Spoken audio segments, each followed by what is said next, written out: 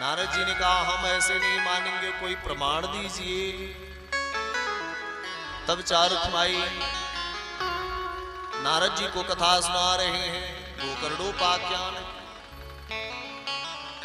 कहते एक आत्मदेव नाम के पंडित जी थे, जिनकी एक सुंदर पत्नी थी जिसका नाम धुंधली देवी था। पति पत्नी बड़े सामंजस्य से रहते थे, बड़ा प्रेम था, परंतु संतान एक भी नहीं था।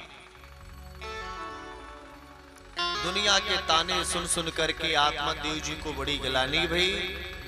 एक दिन आत्मदेव जी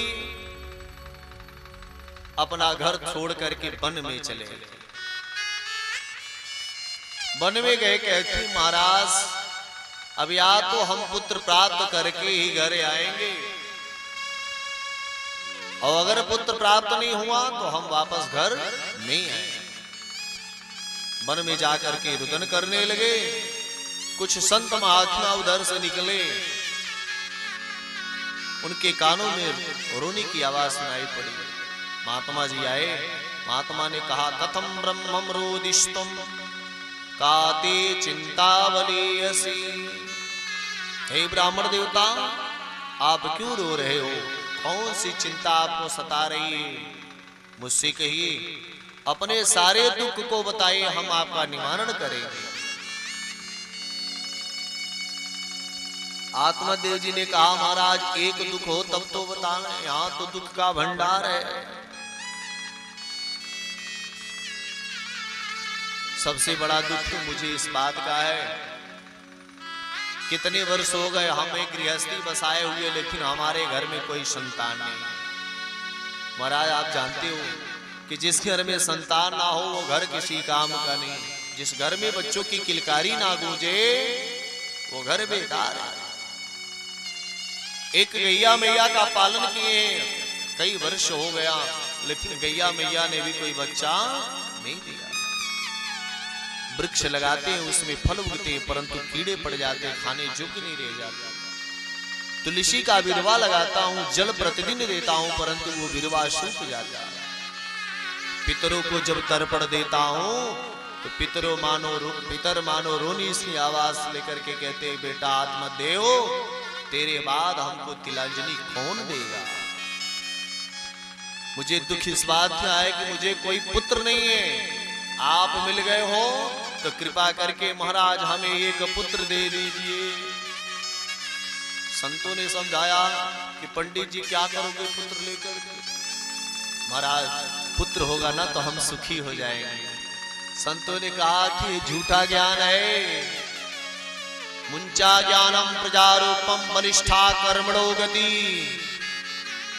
कोई पुत्र पुत्री पति पत्नी किसी को सुख नहीं देते।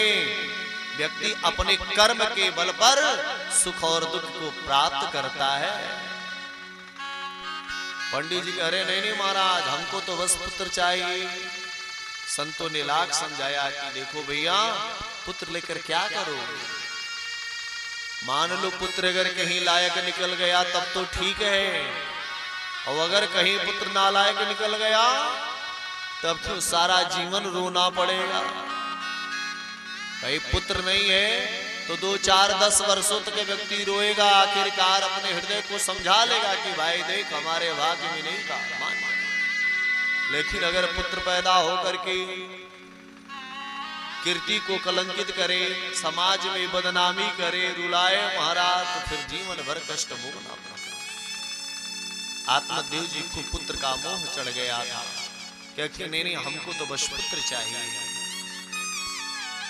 संतों ने कहा महाराज मैंने आपकी भाग्य की रेखा को पढ़ लिया है। सप्ता जन्मावधि तव पुत्रो नैवच नैवच। आपको 7 जन्मों तक पुत्र का सुख नहीं लिखा है। पंडित जी कह रहे महाराज अभी क्यों हम केवल इसी जन्म की बातें जान करके रो रहे थे, और आप हमारे दुख को 7 गुना और बढ़ा दिए। आगे के 7 जन्मों की भविष्यवाणी कर दी। अब तो आप मुझे पुत्र दें, नहीं तो आपके चरणों में रो रो कर सर पटक कर मैं अपना प्राणांत कर लूंगा। संतों ने कहा भाई ब्राह्मण है, अगर मरेगा तो बड़ा दोष लगेगा। तो झोली से एक फल निकाला, लीजिए महाराज अपनी पत्नी को खिला दीजिएगा, उससे सुंदर पुत्र होगा। अब पंडित जी बेचारे लेकर के आए घर, पत्नी को दिया और पत्नी धुंधली उस फल को लेकर के बैठी, तर्क वितर्क में लगी है, खाऊं कि न खाऊं, फल खा लूंगी गर्भ रह जाएगा, पेट भारी हो जाएगा, आहार कम हो जाएगा, शरीर कमजोर हो जाएगी, घर का काम कौन करेगा। और मान लो किसी दिन गांव में आग लग जाए तो फिर सब लोग तो भाग जाएंगे, मैं तो घर में ही रह जाऊंगी, मेरा प्राणांत तो हो जाएगा। यही सारे विचार करके कहती है नहीं नहीं, ये फल को मैं नहीं खाने वाली।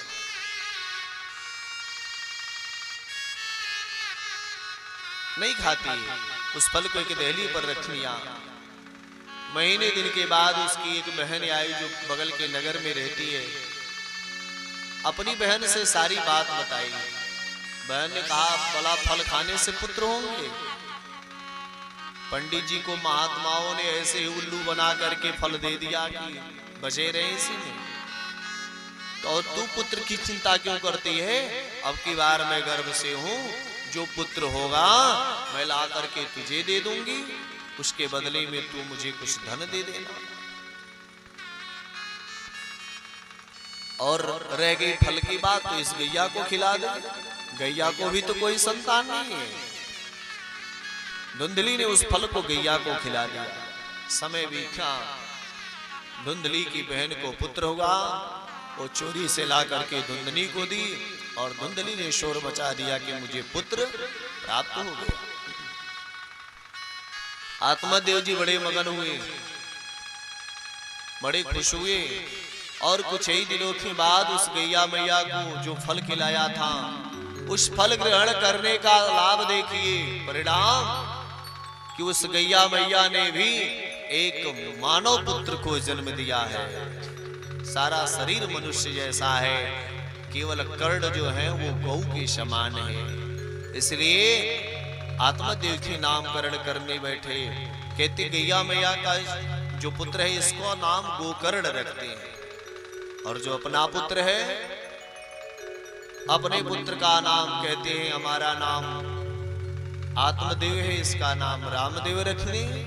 पत्नी ने कहा खबरदार, 9 महीना गर्भ में ढोई मैं, सारे सुख दुख सहा मैंने, और नाम आपके नाम से होगा? ना ना महाराज। अच्छा देवी तो आप ही बताओ। कहती इसका नाम हमारे नाम से होगा। क्या नाम होगा? क्योंकि मेरा नाम धुंधली है और इसका नाम धुंधकारी रहेगा। देखो प्यारे, नाम बड़ा सोच समझ कर रखना चाहिए बच्चों का। कहते हैं कि जथा नाम तथा गुण, जैसा नाम होता है बच्चों में वैसे गुण भी आ जाते हैं। इसलिए नामकरण बड़ा सोच समझ करके होना चाहिए। और पहले तो नामकरण संस्कार होते थे, अब तो वो संस्कार ही लुप्त होते चले जा रहे हैं। 2-4% जो बच्चे हैं तो वही आचार्य गणों के घर में हो रहे होंगे, जिनको इस संस्कार का महत्व ज्ञात है, वही कर रहे हैं। पहले जब बच्चे होते थे तो नामकरण के लिए गुरुजी बुलाए जाते थे, नामकरण करते थे। आज तो स्थिति है लड़का पेटे में है महाराज, तब से माई बाप सीरियल देख देख 10 नाम ढूंढ के रख रहा है। महाराज बेटा होगा तो मैं इस नाम से बुलाऊंगी, पिताजी इस नाम से बुलाएंगे, भैया इस नाम से, भगवान ने मालिक। नामकरण बड़ा सोच, नाम रख दिया धुंधकारी। परिणाम देखिए, कहते हैं कि गोकर्ण पंडितो ज्ञानी धुंधकारी महाखला। गोकर्ण जो है वो बहुत बड़े पंडित हुए, ज्ञानी हुए, विवेकी पुरुष हुए, और धुंधकारी बहुत बड़ा मूर्ख निकला, दुष्ट निकल गया। माता पिता को सताने में कोई कसर नहीं छोड़ता। धीरे धीरे बड़ा हुआ, गलत संगत का असर पड़ गया, मांस मदिरा का भक्षण करने लगा।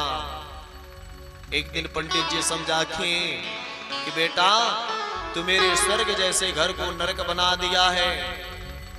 जिस घर में मैं त्रिकाल संध्या करता हूं उस घर में तू मांस मछली भक्षण करता है, मान जाए बुरे कर्म छोड़ दे। पिताजी को ही महाराज डांटने लगा, पिताजी को डांटने लगा। अब तो आत्मदेव जी रोने लगे। आत्मदेव जी रोते हैं और गोकर्ण जी आए। गोकर्ण जी समझाए, कहते कि पिताजी आप क्यों रो रहे हो? कहती है कि तुम हो मुझे इतने प्रेम से पिता कहते हो, एक मेरा बेटा है ठीक मुंह बात नहीं करता। गोकर्ण जी ने कहा, पिताश्री ये जो मोह के नाते हैं ना यही रुला रहा है।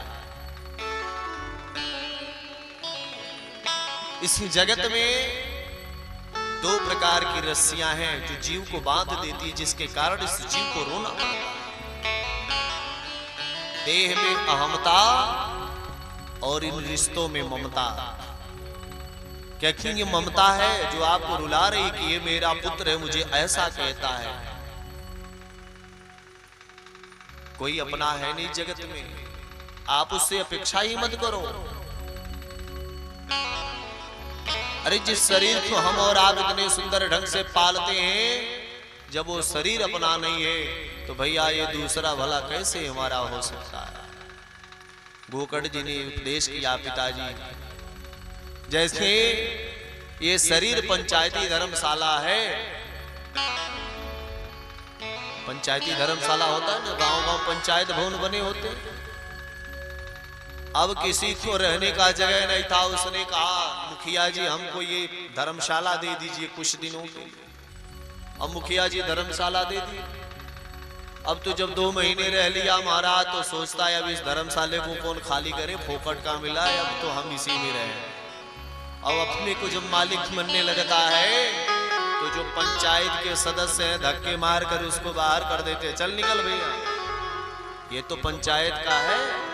ऐसे ही ये भी पंचायती धर्मशाला है, यहां भी सदस्य हैं। कौन? क्षिति जल पावक गगन समीरा, पंचरचित अति अधम शरीरा। यहां भी पंचायती धर्मशाला। और जैसे वो धर्मशाला ईंट बालू सरिया सीमेंट लगा करके मिला करके बनता है, ऐसे पंचायती धर्मशाला भी बनता है। कैसे? क्योंकि शरीर में बनने में अस्थियां हैं, मज्जा है, मांस है, रक्त है, नाड़ियां हैं, ये सब मिलकर के ही तो इस शरीर का निर्माण करते हैं, इसको बना। पिता की मोह की रस्सी को खोलिए और भगवान में लग जाइए, संतों में लग जाइए, उद्धार हो जाएगा। आत्मदेव जी वन में आए, उनका उद्धार हो गया। माता जी कुएं में गिर गई, उनका भी प्राणांत हो गया। गोकर्ण जी सब देखिए अब हमारी बारी है, हमको परेशान करेगा। सो गोकर्ण जी तीर्थ यात्रा में निकल दिए। इधर वर्णन मिलता है कि धुंधकारी 5-5 वेश्याओं को अपने घर लाया, उनके साथ रहने लगा। एक दिन राजा के घर से बहुत सारा धन चुरा के लाया। गणिकाएं धन पा करके मगन हो गई और धुंधकारी को खिला पिलाकर चारपाई पर सुलाया। और धुंधकारी जब सोने लगा तो उसको रस्सियों में बांधने लगी थी। चिल्लाया तो जलती हुई लकड़ी की आग ले जाकर उसके मुख में ठूस ठूस कर मार मार के प्राणांत कर दिया और सारा धन लेकर के 9-2-11। अब क्यों महाराज धुंधकारी बहुत बड़ा प्रेत बन गया। गोकर्ण जी को जानकारी भई। गोकर्ण जी गया जी में गए, पिताजी के नाम से माताजी और भैया के नाम से श्राद्ध किया। घर आए, रात्रि में विश्राम करना चाहते हैं तो उनको कभी भैंसे की आवाज कभी बकरे की आवाज ऐसे सुनाई पड़ता। गोकर्ण जी कहते भाई तुम कौन हो, मुझे डराने का चेष्टा कर रहे हो? हाथ में जल लिया और मंत्र पढ़ करके मारा तो वह हवा रूप में खड़ा हो गया और कहता है कि भाई मैं तुम्हारा ही भाई धुंधकारी हूं। अपने ब्रह्म कर्म से विमुख होने के कारण मैं बहुत बड़ा प्रेत बन गया, मेरी मुक्ति का कोई उपाय ढूंढो। गोकर्ण जी ने कहा कि भैया इतने समय तो तुम जाओ, सुबह तुम्हारे मुक्ति का उपाय जरूर ढूंढेंगे। सवेरा हुआ, गोकर्ण जी नित्य क्रिया से निवृत्त होकर के भगवान सूर्य नारायण को अर्घ दिए और सूर्य नारायण भगवान से कहते कि भगवान मेरे भाई के मुक्ति का उपाय क्या है, कृपा करके बताएं। तो श्री भगवान कहते हैं श्रीमद् भागवतम शास्त्रम सप्ताहम वाचनम कुरु, साप्ताहिक श्रीमद् भागवत महापुराण का वाचन करो, इसी से तुम्हारे भाई को प्रेत योनि से मुक्ति मिल जाए। गोकर्ण जी ने सुंदर आयोजन किया, बड़े बड़े संत महात्मा सब पहुंचे कथा श्रवण के लिए। वही एक 7 गांठ का बांस था, उसी बांस में आकर के वह प्रेत आत्मा हवा रूपी धुंधकारी बैठ गया। वर्णन मिलता है कि पहले दिन की गंधी फटी, पहले दिन का कथा पूर्ण हुआ तो पहली ग्रंथि फट गई, दूसरे दिन का पूर्ण हुआ दूसरी, ऐसे 7वें दिन की कथा पूर्ण हुई तो 7 ग्रंथि फट जाती हैं। उसमें से एक दिव्य पुरुष निकला, कैसा? कहते दिव्य रूप धरो जातस तुलसी दाम मंडितः, पीतवासा घनश्यामो मृकुटे मुकुटे कुंडलान्वितः। कुंडल धारण करे हुए है, मुकुट धारण किया हुआ, पीला पीतांबर जिसके शरीर पर है, गले में तुलसी की माला है। गोकर्ण जी ने पूछा भाई तुम कौन हो? तो उसने मुक्त कंठ भागवत की महिमा गाई, धन्या भागवती वार्ता प्रेत पीड़ा विनाशनी। भैया धन्य है भागवत की कथा जो मुझ जैसे महान प्रेत आत्मा को भी आज मुक्त कर दिया। बोलिए भागवत भगवान की जय हो। और धंधकारी के लिए भगवान के पार्षद विमान लेकर के आए। गोकर्ण जी ने कहा भाई इसके लिए विमान क्यों लेकर के आया? पार्षदों ने कहा क्योंकि इसने कथा श्रवण किया है, सुना है इसलिए। गोकर्ण जी ने कहा भाई यहाँ तो अनेकों ने कथा सुनी, अत्रैव बहवः सन्ति श्रोतारो मम निर्मला, फिर इसी के लिए विमान क्यों आया? पार्षदों ने कहा कि जिस निष्ठा लगन भाव के साथ इसने सुना, किसी और ने उस भाव से कथा नहीं सुनी, इसीलिए इसके लिए विमान आया। गोकर्ण जी ने कहा क्या सारे लोग निष्ठा से सुनेंगे तो सबके लिए विमान आएगा? पार्षदों ने कहा भैया जरूर आएगा। तो सारे लोगों ने कहा कि गोकर्ण जी अब की बार तो धोखा हो गया, लेकिन फिर से आयोजन करिए, अब की बार हम धोखा नहीं होने देंगे। और गोकर्ण जी ने पुनः आयोजन किया तो सारे लोगों ने बड़ी निष्ठा भाव से कथा को श्रवण किया और सब गोकर्ण जी के साथ भगवान के धाम को प्राप्त कर लिए। बोलिए भक्त वत्सल भगवान जय हो।